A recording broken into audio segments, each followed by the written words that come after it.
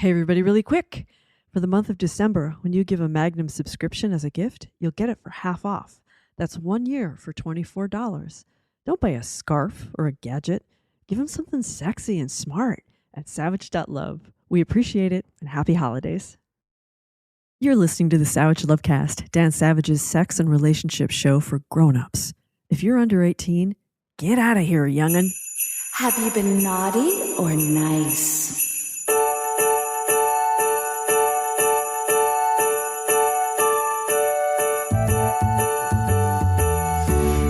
Stuck in a relationship quandary, or if you're looking for sexual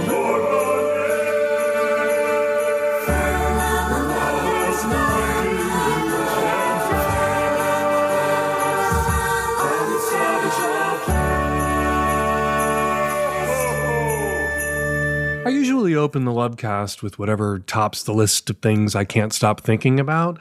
And that usually works out just fine for me and hopefully for you, our listeners.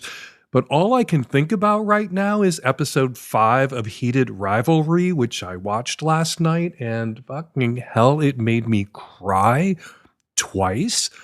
But I can't talk about Heated Rivalry at the top of the show because this week's guest, the great Mike Pesca, who knows about sports, he wrote the book Upon Further Review, The Greatest What-Ifs in Sports History. Mike is here to talk with me about Heated Rivalry. I invited Mike on the show because gay guys everywhere are talking about how realistic the gay sex is, but no one is talking about how realistic the hockey is until now. I talk about that with Mike. That is on the Magnum. We're also not going to talk here at the top of the show about Jeffrey fucking Epstein, except for this. One of the photos that was released last week shows Epstein with a tribal tattoo around one of his biceps. Real or temporary, no idea, don't care. But someone asked me on Blue Sky whether that tattoo meant Epstein, serial rapist of underage girls, was actually secretly a gay man. We are not doing this. Oh, was Hitler gay? Oh, was Jeffrey Epstein gay? No and no. Gay men. We have plenty of monsters of our own that we have to claim. Jeffrey Dahmer, John Wayne Gacy, Ernst Röhm, Roy Cohn, Peter Thiel, Milo Yiannopoulos. We have enough monsters. We are not taking your monsters, your straight monsters, off your hands. And yeah, for the record, those tattoos, tribal tattoos around one of the biceps, a little gay-coded in the 1990s, but Axl Rose in the 1990s was famous for wearing the single most gay-coded article of clothing a man could possibly wear in public, skin-tight black leather assless chaps. And that man was and is not gay. So please fuck all the way off with this tribal tattoo means Jeffrey Epstein was secretly gay bullshit. All right, so what are we going to talk about if we're not going to talk about Heated Rivalry or Jeffrey Epstein, although I just kind of talked about both of those things? I'm going to talk about my mom, how much I loved my mom, how much she loved the holidays, how I think of her every year when we put up the tree. My mom made me love Christmas. She did not make me gay, which she worried about, as I was reminded this week, reading one of her journals. Our basement flooded, our literal basement, not our euphemistic basements, and we're now going through boxes and boxes and boxes of crap that we had to carry upstairs and throwing away things we do not need or want anymore instead of just shoving them back in closets. And there are boxes and boxes and boxes of stuff my mom saved for me and sent to me.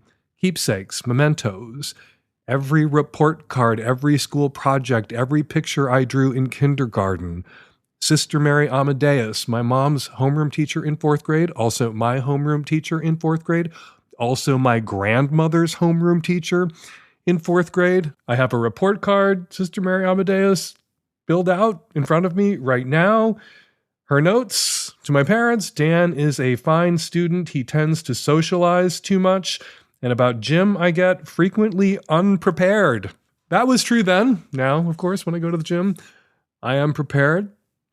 Among the papers and report cards and art projects my mom saved for me, she sent me her journal, particularly the section of it that she kept when I came out. And she was worried it might be her fault, that she somehow made me gay, but not my brothers. That's not how it works, as I was eventually able to convince her, mostly by pointing at my brothers and asking why they were straight. What made them immune to the gay force field that my mother had that pulled me in, but somehow didn't pull either of them in?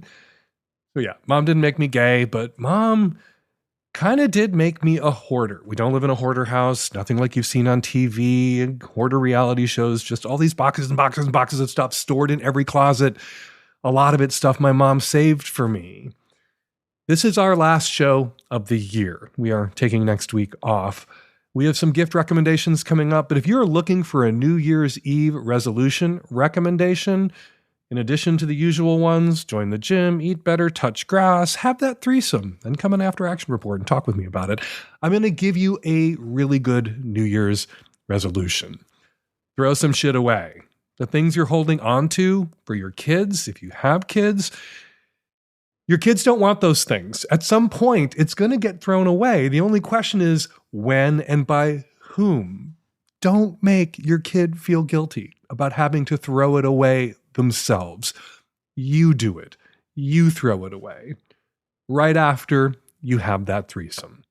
All right, coming up on this week's show, even as the birthday of little baby Jesus approaches, a lot of you are out there cheating on your partners, but at least you have the decency to feel bad about it and call into the show to ask me to help you process it. We also hear from an enterprising young woman who wants to break into the selling used panties business. And on the Magnum, again, the great Mike Pesca is here to talk with me about hockey and heated rivalry, but mostly about hockey. Important programming note, we are taking a week off. We're preparing our 1,000th episode for you. We are hard at work for you still. That episode comes out on January 6th, but no Lovecast or After Action Report next week. You will be getting columns, though. Savage Love, Struggle Sessions will still be coming out. And hey, you still have 9 more days left to take advantage of our sale. Right now, you can buy the Magnum Lovecast as a gift for someone else through the month of December. It only costs $24. Go to savage.love and click on the gift button. And while there may be only 2 shopping days left until Christmas, there are 22 shopping days left until Feast of the Ass, which means you have plenty of time to order Feast of the Ass merch, hats and t-shirts, and have them on hand for January 14th, Feast of the Ass, if you go right now to savage.love/shop. All right, let's get to the first call of the last show of 2025. This episode of the Lovecast is brought to you by the good folks at Squarespace. They make it easy to build a beautiful website, blog, or online store. Head on over to squarespace.com/savage for a free trial. And when you're ready to launch, use the offer code SAVAGE to save 10% off your first purchase of a website or domain. This episode is brought to you by Field, an app where curious people come to connect. Download Field on the App Store or Google Play and find out why so many of my listeners are already using it. This episode is brought to you by Mars Men, supplements that support healthy levels of testosterone. For a limited time, Lovecast listeners get 60% off for life, and 2 free gifts when you use the code SAVAGE at mengotomars.com. Hey Dan, I am a cis gay man in my 30s. My situation is that I'm married to a woman. We have kids together. I came out almost 4 years ago now. And pretty early on in that journey, we decided to open our marriage and start dating other people to just explore. While we still had kind of the support and security of our relationship, we've sort of supported each other through this journey along the way. So pretty soon after opening our marriage, I met and started seeing this gay couple, and then started dating more seriously one of them off and on for the past 3 years. And it got really serious. We traveled together. We met each other's friends and family. We did everything together. We texted all the time. And along the way, I had this nagging feeling like the relationship I had with him was going to keep me from having more with someone else. And like, while he made himself very available, there was just this nagging voice that said I might want more with someone else, and that I might not even have time to find that relationship with all the other constraints in my life, like kids and co-parents and full-time job and family and friends. So I guess this summer we started conversations around formal titles, and I kind of decided that I wanted to be single for a little while and didn't want us to call each other boyfriends. But I love him as a person, and I loved our relationship, but I just kind of felt like if I did that, I would again be taking up that room for that future partner. That where would he fit in if he was already like in all these spaces? So we ended up breaking up 2 months ago, and I miss him a lot. I think about him like every day, and he's a huge part of my story and this huge connection to him and his husband. And they're people that I've just totally lost. So I'm not sure if I should reach out or if I should just let him heal and have a space. The only planet on which you should reach out to this guy is the planet where you're calling him to apologize and tell him that you were wrong and that you want to be his boyfriend and you want to integrate him into your life. Double standards much? You say that you weren't sure that you could be with this person because he couldn't be with you full time because he had a husband. You have a wife, I believe you mentioned at the top of your call, and you have kids and you co-parent, and you didn't say that you and your wife were separating or that you planned to divorce. So what you were looking for, or what you expected from him to give to you, is something that you aren't able to give to him, which is being his full-time partner. I mean, how is this not kind of ideal considering your circumstances? A man who is married to somebody else, as you are married to somebody else, will understand that you can't be there for him at all times, just as he can't be there for you at all times. Seems ideal, unless what you want is more from a guy than you're able to give to that guy. And there might be some guys out there who would be happy to give you more than you're able to give them. Maybe, facts not in evidence, maybe you and your wife have talked about if and when you meet the guy that you would like to be with, you'll divorce, but you didn't say that. So I'm going to assume that that's not the case. That would be highly relevant information. Were that the case, I'm just going to assume that's not the case. That you're married and to a woman, you came out after you married and had kids and you've decided to stay together, but you would like to have another partner. Okay, why not another partner who himself has another partner? Sounds ideal. And I just want to say a word about your wife. We just had Kelly Foster Lundquist on the show, author of the memoir Beard. She was married to a gay man. Is she okay with you dating other guys? Is she? How does she feel about this? How does she feel about you out there finding romantic and sexual love with a same-sex partner, giving you that space? Would she want to meet that man? All this matters. Also, is she being given the same grace and the same space to get out there and date and meet men who are sexually and romantically attracted to her? How she feels about this guy and about you integrating this guy into your life. So long as you're married to her, her feelings matter too. You don't talk very much about her feelings. I just want to make sure that her feelings are being taken into consideration here. So should you reach out to him? Yeah, only though if what you're reaching out to him to say is, I'm sorry, I was wrong. Boyfriends is a term that I would be comfortable with, and I'd like you to meet my friends and my family. And if things are low conflict at home, my wife, I'd like you to meet her too. I'd like you to be a part of my life. Yeah, dude, I think you screwed up by showing this guy the door. I think you should call him on Planet Apologize. Hi, Dan. I have a sexy business question, if you will. So when I masturbate, I usually wear underwear to hold my vibrator in place, and I'm the kind of mild pervert who loves to sniff my underwear after. And the other day I was thinking it would be fun to find someone who wanted to sniff them too. Then I thought, I'm creaming in so many panties. Why am I doing this for free?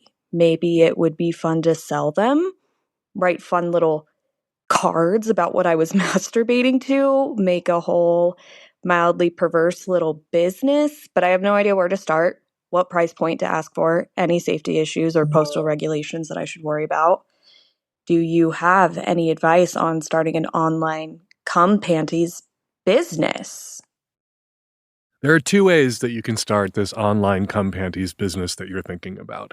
One is to create a social media presence that's sexualized, where you're showing off, where you're in bikinis and half dressed and you're really vamping, and you're very much objectifying yourself, inviting that kind of objectifying male gaze, that kind of sexual attention, and guys sliding into your DMs. And a lot of the guys, or enough of the guys who slide into your DMs, will be guys who are interested in perhaps purchasing your panties. You will get requests without you necessarily having to hang the shingle that you're selling dirty panties from guys who want to buy your dirty panties. I know gay guys who have very hottie, thotty Instagram accounts, and they make a nice little sideline in selling feet pics and dirty underwear, worn underwear, not dirty, not filthy, not poopy, but stinky underwear, to the perverts who slide into their DMs uninvited. That's one way to do it. The other way to do it is be very explicit about that that's what you're here to do, that you are online and it turns you on. And that's a value add for the guys who might want to buy your panties. Not just that you're willing to sell your panties to these perverts because you want to monetize your dirty panties, but that there's something in it for you too, that it kind of turns you on to do it. You're going to get a lot more attention, a lot more offers, and you'll be able to charge more, most likely, especially if you're writing little notes about what you were masturbating about. What you need to recognize in either of these cases is nobody's going to buy your panties sight unseen. People who buy the panties or used jock straps or cum towels or dirty, stinky socks of people that they think are hot want to know that the people that they're buying these things from are people that they think are hot, which means they gotta see you, which means you can't really do this discreetly or privately very easily. I mean, if you start the hottie, I'm showing off Instagram account and you just monetize the guys who slide into your DMs, you can keep it all kind of on the down low.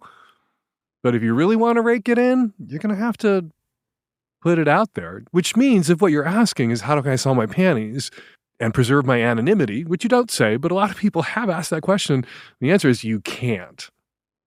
But if you want to sell your panties, yeah, the route to that kind of fame and fortune, that trail has been blazed again and again and again.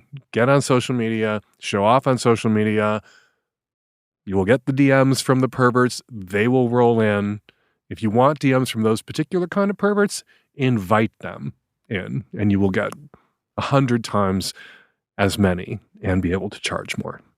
Good luck. You guys, my band is overhauling our website. That sounds hard, but isn't, because we use Squarespace. Squarespace is the all-in-one website platform designed to help you stand out and succeed online. Squarespace gives you everything you need to claim your domain, showcase your offerings with a professional website, grow your brand, and get paid, all in one place.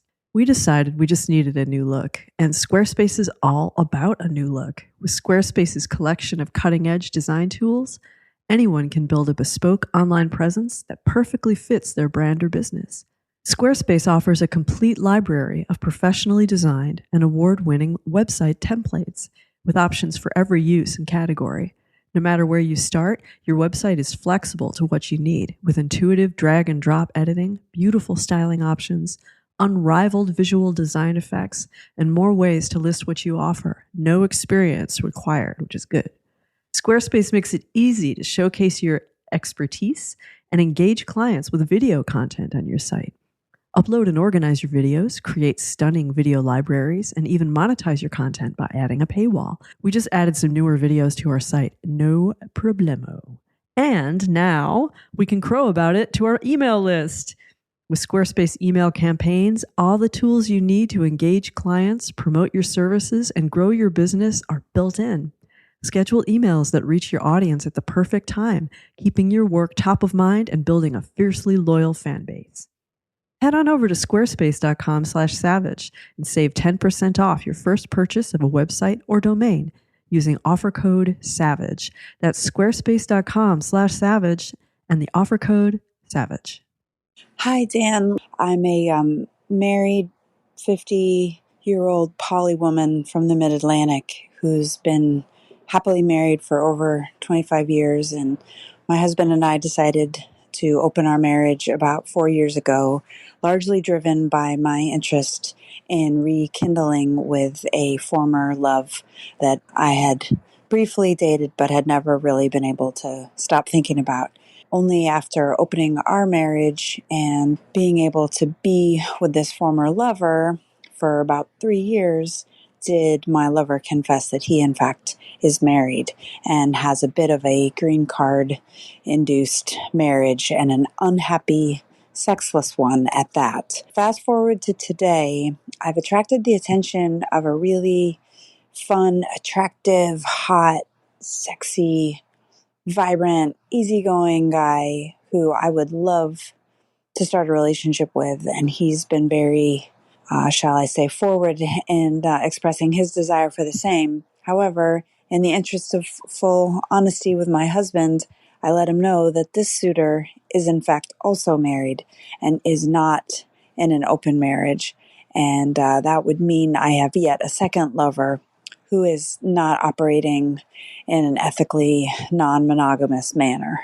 My husband was able to kind of indulge my interest in reconnecting with my former lover because he knows all of the history between us and this kind of dysfunctional marriage that made it easier for him to justify. This latest suitor, though, does not have a similar backstory with me. Obviously, we're just getting to know each other. So, Dan, my question is, my husband really doesn't want me to pursue this. While he's stopping short of coming out and, vetoing this new relationship, he's let me know it makes him deeply uncomfortable to know that he's essentially an accomplice in a relationship that could really hurt someone, namely the unknowing wife. I'm torn, Dan. There's a part of me that feels as though this is a liberating moment for me to kind of step into my autonomy and pursue a relationship that's fulfilling to me in all of its unknown kind of adventure, rather than playing kind of doomsday scenario planning where the worst possible scenario could happen, and that would be discovery that could lead to a lot of pain and perhaps end his marriage. I would really love somebody out there to do the research, to gather the data, so we could know roughly how many guys are actually, and women, are actually in unhappy, sexless marriages and might be out there doing what they need to do to stay married and stay sane for perfectly legitimate reasons. Some people stay in unhappy, sexless marriages for good reasons. And how many guys and gals are out there telling people that they're in unhappily sexless marriages that aren't unhappy or sexless, but it's what they think the person they're telling that shit to needs to hear in order to drop the trousers and fuck the shit out of them. Could be a lie. You have no way of independently verifying whether this guy, your former lover from long ago, is fucking his wife, or his wife is fucking him, or whether his wife is not fucking him because he's an asshole and she is no longer attracted to him and they stay together for other reasons that might be legitimate, but it might be his fault the marriage is sexless, if the marriage is sexless, but the marriage might not be sexless, and you have no way of knowing. And I just wish we had some rough numbers. But of course, because people lie about this shit, the numbers would be tainted by the lying people do about this shit, and so we will never know. But there are people out there in sexless marriages that they're not going to leave, that they're not going to exit. And people will say, oh, you should do the right thing, you should get a divorce, you should ask for permission to get sex elsewhere. But to ask is to often wind up getting the divorce that you might not want to get in the first place, and that your spouse might not have wanted to get, but you forced the question by asking for permission to go get sex elsewhere. And there are reasons people in functional, kind of loving, low conflict, sexless marriages that aren't making them ecstatically happy on all fronts might want to stay together, like to take care of their kids. And some of those people to stay in those marriages for perfectly legitimate reasons, like we have kids and we want to not impoverish them or destroy the home that they're being raised in. The only way they can do that is to go fuck somebody else and then go home to the family that they don't want to break up.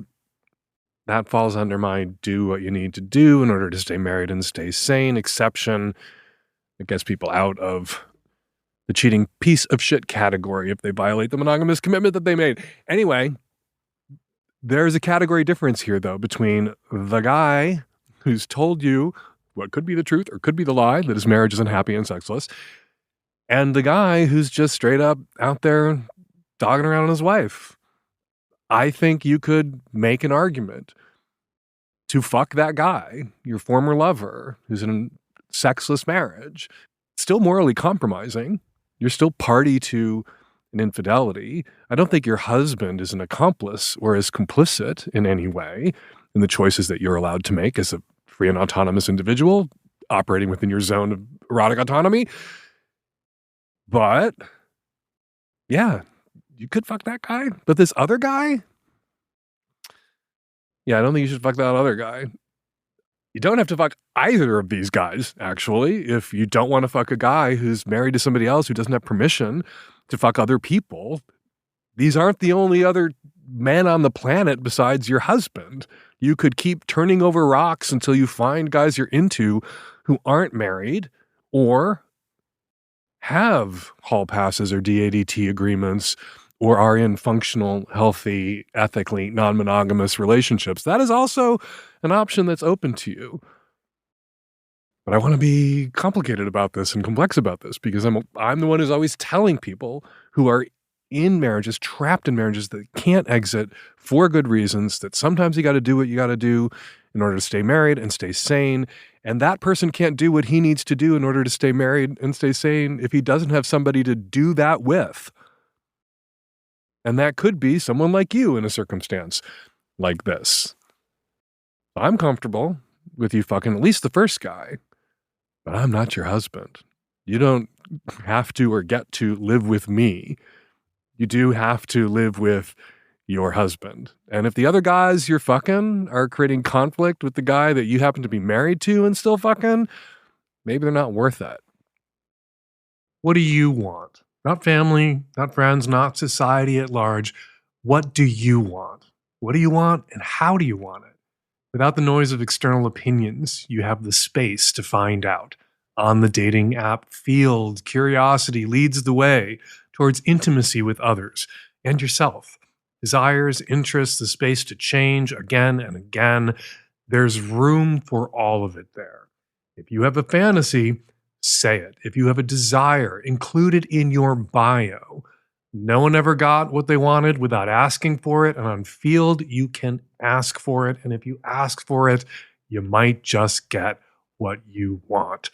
On Field, there's no need to write your profile like a job application and pretend to be what someone else wants. Within the Field community, the cultural norm is to be radically honest about who you are and what you want. And that helps you find exactly what you're looking for. They don't gatekeep connection. In an age where dating apps create hurdles to finding your people, Field is built differently. They don't try to guide your desires either. You get to be you. And you can change. On Field, who you were yesterday may not be who you are tomorrow. 62% of Field members evolve their sexuality, interests, and desires within their first year on the app. In a place where there's no pressure to be anything, who will you be? Expand your curiosity. There are 20 plus sexuality and gender identities listed on Field. In this space, you can explore who you are without judgment. See what you have in common. Know what you're looking for? Field just rolled out their Shared Desires feature that immediately shows you what you have in common with someone else. Download Field, that's F-E-E-L-D, on the App Store or Google Play and find out why so many of my listeners are already using it. Hi, Dan. I'm a 30-year-old gay man in California, and I'm calling because I need you to be the angel on my shoulder. Some context. I've been in 3 long-term relationships in my adult life, and I've managed to cheat in all 3 of them, even in the open relationship. I'm not proud of it, just like I'm not proud for occasionally having slept with guys in closed relationships. One of them was a former friend with benefits. We met once upon a time at an adult video arcade, where guys go to watch porn and jerk off and sometimes play with each other. We met up here and there until he got a girlfriend, he's bi, and I respectfully backed off. He stopped going to the porn arcade for about a year, but eventually started again. Sometimes we would message each other and reminisce on the old times, and he told me about his new sexcapades. One day I messaged him that I was going to the arcade. We met up, had sex, and I felt like shit afterwards. I told him I couldn't message him anymore because I felt bad for his girlfriend, and that I wished him well and hoped he would stop doing what he's doing for the sake of his girlfriend. Flash forward to today. There's a guy I used to hit up on Grindr back when him and his boyfriend were looking for a third. It ended up never happening, and they closed their relationship. However, I kept in touch with one of the guys, and we would occasionally sext. Recently, he asked if I wanted to hook up, and I asked if him and his boyfriend were open now. He said no, and asked if that would be a problem. Remembering the shame of sleeping with my arcade buddy the year before, I told him it was a problem, and to hit me up if they ever open up in the future. I was tempted to tell him to hit me up if he was ever in my area. He lives about half an hour away, but I resisted doing so. But I'm still kind of yearning to do so. I've confided in some friends about this, and one friend told me that this guy obviously wants me and isn't getting what he needs from his boyfriend, and he's likely going to cheat anyways, so I'm not the one ruining his relationship. Another friend told me I should feel bad for even entertaining this. Dan, as much as I said I need you to be the angel on my shoulder, it's like I want you to be the devil on my shoulder and tell me to go ahead. I want to be a gaze gay, honest, upstanding, and respectful of people's relationships. But a dark side of me is tempted to sleep with this guy who's in a closed relationship and is looking outside his relationship to stay sane. He obviously doesn't have a problem with the fact that he's closed, and it is his relationship. But no, that's bad to think like that. I need to be good. Dan, please help me. So this good-bad framing is going to result in you fucking this guy because you want to be a good gay. You don't want to be a bad gay. You want to be a good gay who doesn't have sex with this guy because he is in a monogamous relationship. But setting up this devil on one shoulder, devil on the other shoulder, this conflict between good and evil, it really does make evil, doing bad here, running off and fucking this guy, hotter. And the erotic tension will continue to build with that framing because to fuck this guy is to transgress against the kind of gay person that you believe you should be, what you think is good and decent. And as you obsess about doing the right thing here, not doing the wrong thing here, and continue perhaps to masturbate about it, you're just making it likelier and likelier that you're going to go and fuck this guy. So I would encourage you to drop the good gay, bad gay, good devil on one shoulder, bad devil on the other shoulder framing. And just remember that it didn't make you feel particularly great when you fucked the guy at the arcade who had the girlfriend. That good, bad, whatever, being a party to an infidelity, facilitating someone else's cheating on their partner, being a party to those lies didn't make you feel great. I'm sort of just gently sidestepping the good, bad framing here with great. Didn't make you feel great about yourself. And post-nut clarity, the gift of post-nut clarity in that moment after the arcade hookup with the guy with the girlfriend should have given you the insight that that feeling you had to sit with afterward is not a feeling that you want to sit with, even if you're super into this guy, even if there's something hot about occasionally being the bad gay, doing the bad thing. Yeah. Think about how you felt. Think about your empathy for that girlfriend. And if this isn't a case where the guy tells you I'm in a sexless relationship or it's really all miserable and there's no way out, this is just somebody being a cheating piece of shit, you're going to feel even worse. So it's not about what you should do to him. Just don't do that to yourself. But yeah, you can, if you want dickful thinking, if you want motivated reasoning, there's lots of ways you can rationalize sleeping with somebody who's in a monogamous relationship, including trotting out sometimes people got to do what they got to do to stay married and stay sane line. And you using that and claiming to be the thing that this person is doing to stay sane and stay in their relationship, and then you're actually good. But you don't want to do it. You don't want to do it. You do not want to fuck this guy. You felt bad when you fucked the guy with the girlfriend. You're going to feel bad if you fuck the guy, and you won't feel sexy bad. You'll feel post-nut clarity disappointed in yourself. So don't do it. There are 4 billion men on the planet.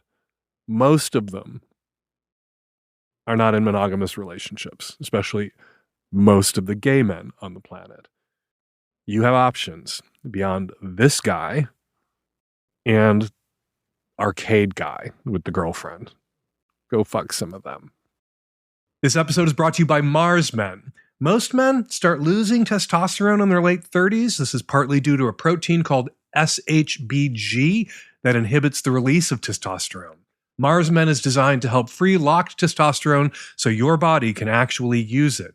No synthetics, no needles, just real ingredients that help you optimize energy, focus, and strength. Mars Men supports healthy T levels, energy, and stamina, and it's made in the USA and third-party tested. They offer a 90-day money-back guarantee, so there is no risk. Worst case, you don't absolutely love it and you get your money back, but over 91% of users report higher energy levels.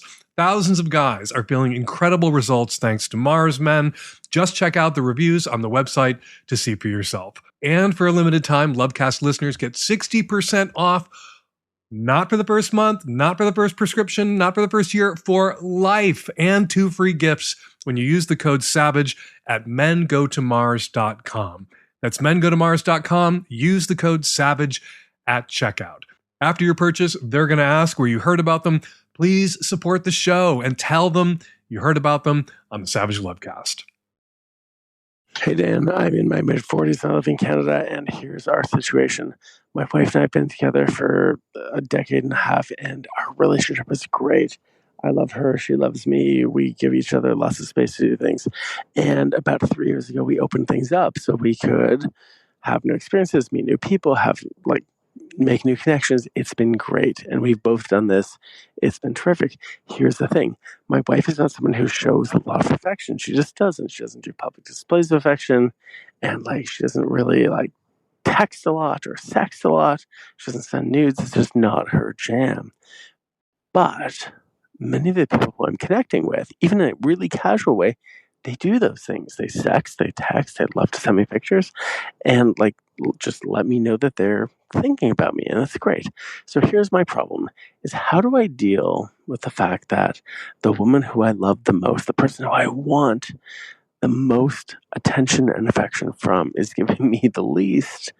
And these other women who I like and I have good connections with, and it's great, they're showing me so much more affection and attention. And I just want it from my wife. And even though I tell her, I'd love for you to do this and do that and whatever, and it's not her jam. And I'm not interested in pressuring her. I don't want her to do things she doesn't want to do. But for whatever reason, the woman I love the most is sending me the least. And the people who I like in different ways, they're giving me so much more when it comes to affection and attention. And to be honest, I'm feeling some resentment toward my wife because she's not giving me the stuff that these other women, who I don't actually care nearly as much as I do for my wife, they're giving me more. How do I deal with this? You should feel nothing but gratitude for your wife. You're in an open relationship. There's a certain kind of sexual attention that you enjoy getting from women. And because your wife is who she is, you are able to have her and have the love, stability, commitment, your marriage with her, have her in your life, and also have this kind of sexty, sending nudes, dying to get on your dick sexual attention from other women. So rather than looking at your wife and saying, oh, you're not giving me the same kind of heat and sexual attention that these women who are competing for my attention and affections are giving me, that I resent you and that there's something lacking in our marriage, what you should say to yourself, you should convince yourself of, is that you're able to have all of this, not despite who your wife is, but because of who your wife is. And there's some things you're going to get from when you're in a functional, healthy, ethically non-monogamous relationship. There's some kinds of sexual attention or sexual activity that you're going to probably get outside the relationship that you don't get at home.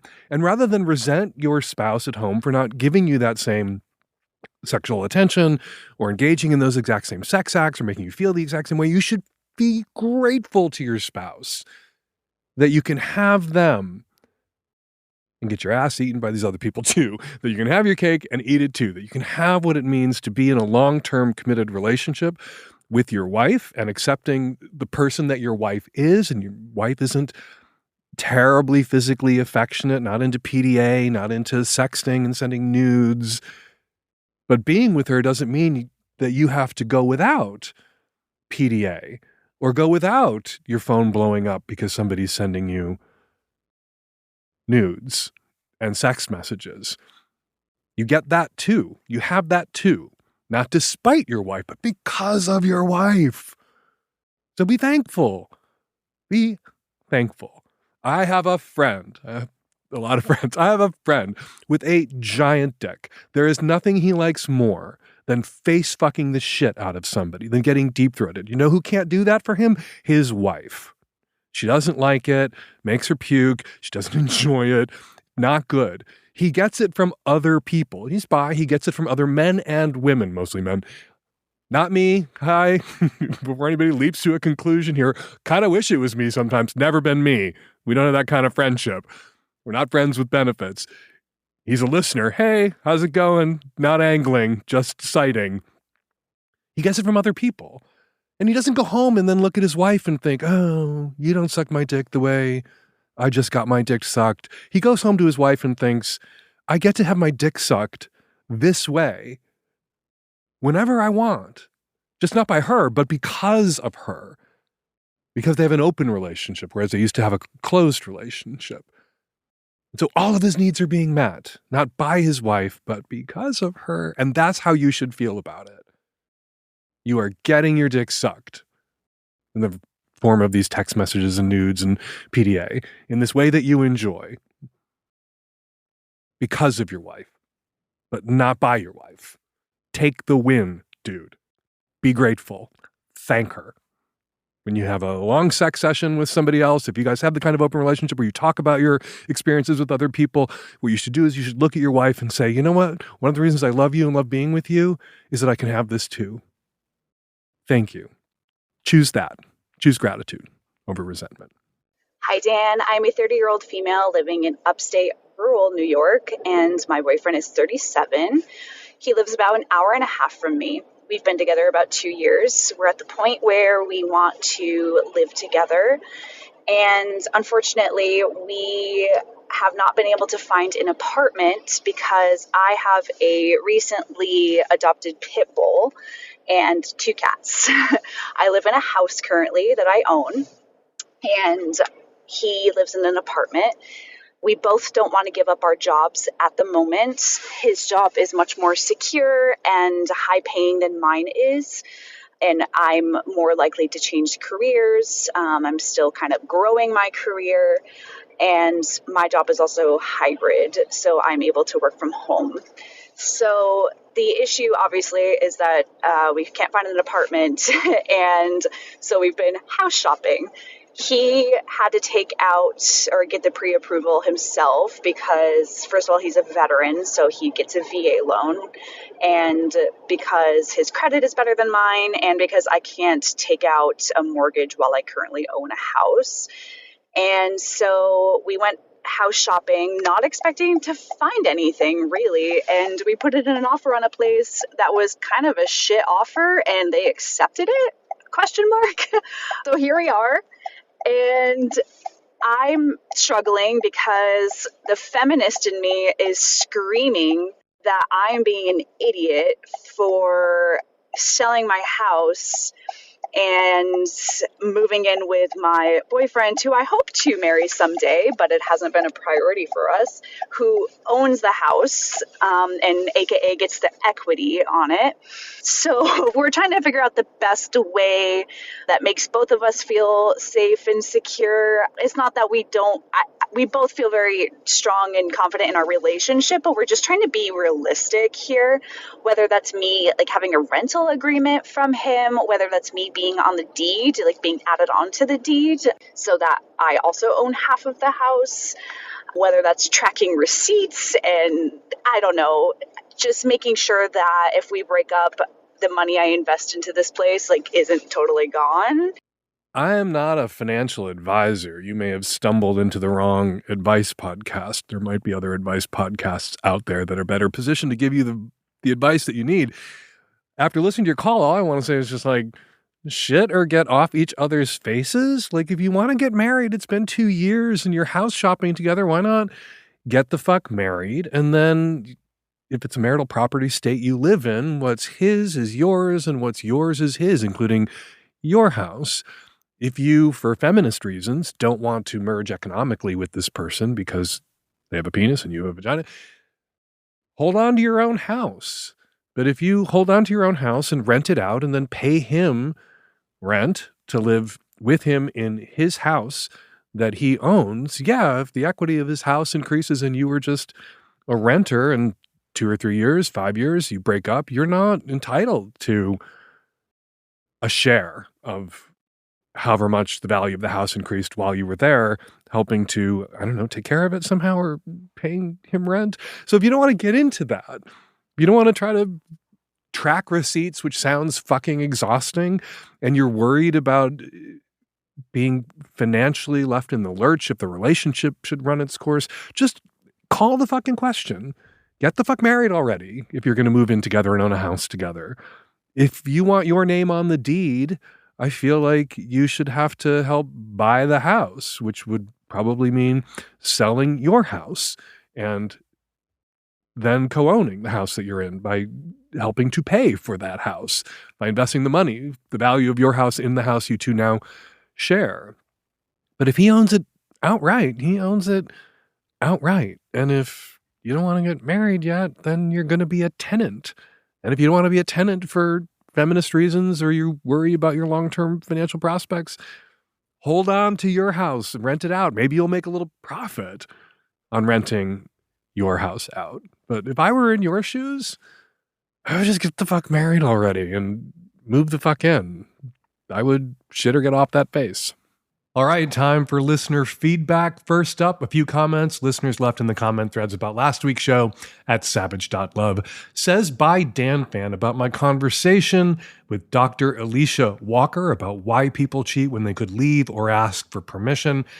Dan, says by Dan Fan, far fewer people disagree with your take. Sometimes cheating is the least worst option for everyone involved. Then with your far more permissive take, do what you need to do in order to stay married and stay sane. Many folks don't want to stay married to cheaters. Leaving may set a monogamous spouse free to find someone who can love them as well. Also, you're forgetting that there is a fourth option: suck it up. There are millions of people out there, single and partnered, with unmet sexual needs. Sometimes masturbating is the least worst option for all involved. All right, bye Dan Fan, lumps taken. But I gotta say, I reject the assumption that someone who cheats doesn't or can't love their partner. Counterintuitive, I know. Please see the collected works of Esther Perel.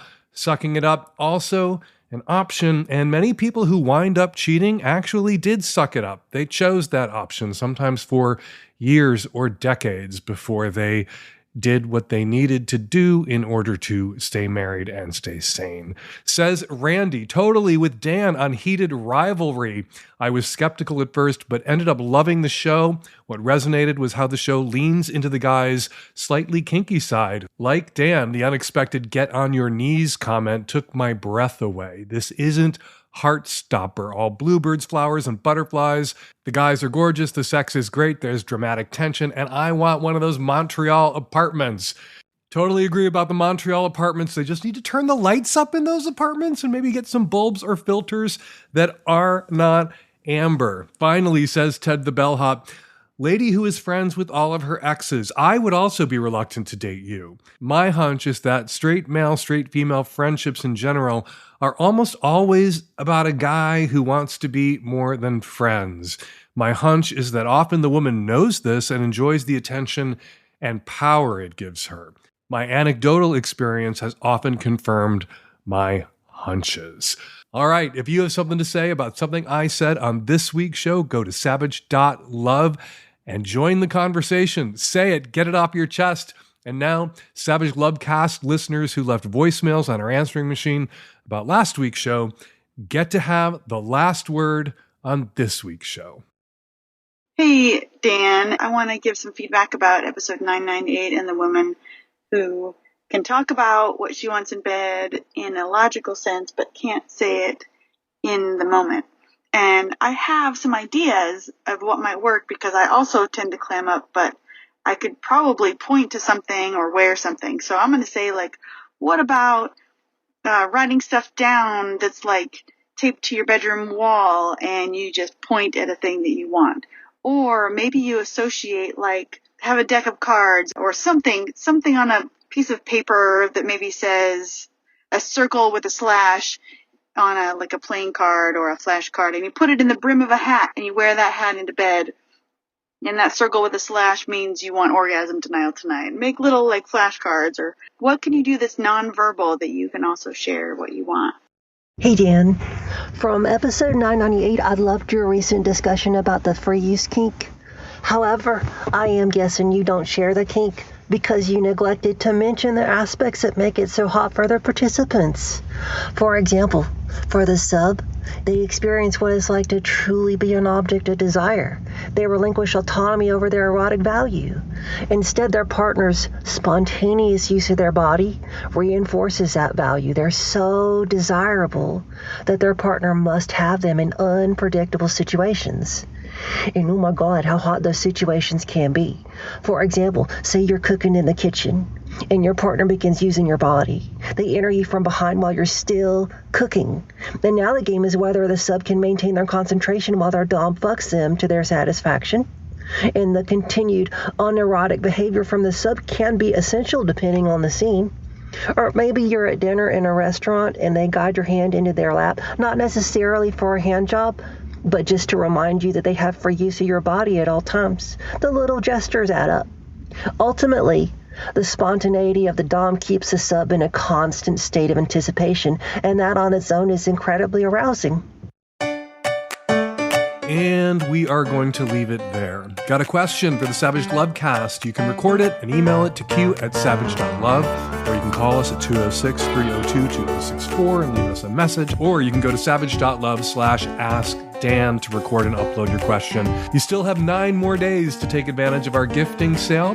When you buy the Magnum Lovecast as a gift for someone else in the month of December, it's only $24 for a whole year. Go to savage.love and click on the gift button. Also, time is running out to get those discounted early bird tickets for the Hump 2026 Spring Tour. We have an amazing new lineup of Hump films for you to enjoy in a theater as Hump was meant to be enjoyed. Snag those cheap tickets now, which also make great gifts at humpfilmfest.com. Prices go up January 7th, so get your discounted early bird tickets now. Follow me at Blue Sky at Dan Savage. Follow me on Instagram at Dan Savage. Follow Mike Pesca on Instagram at PescaGist. MikePesca.substack.com is where you'll find Mike's newsletter and the Gist list. And you can listen to The Gist, Mike's amazing daily news, politics, and sports podcast on all podcasting platforms. The Savage Lovecast is produced every week by Nancy Hartunian and me and Nancy and the tech-savvy at-risk youth. We will not be back at you next week, another installment of the Savage Lovecast, but we will be back at you January 6th with our 1000th episode, and back at you in 2026 with a new episode every week. Thank you for spending so much of your 2025 with us. We look forward to chatting with all of you in 2026. Happy holidays. Happy New Year.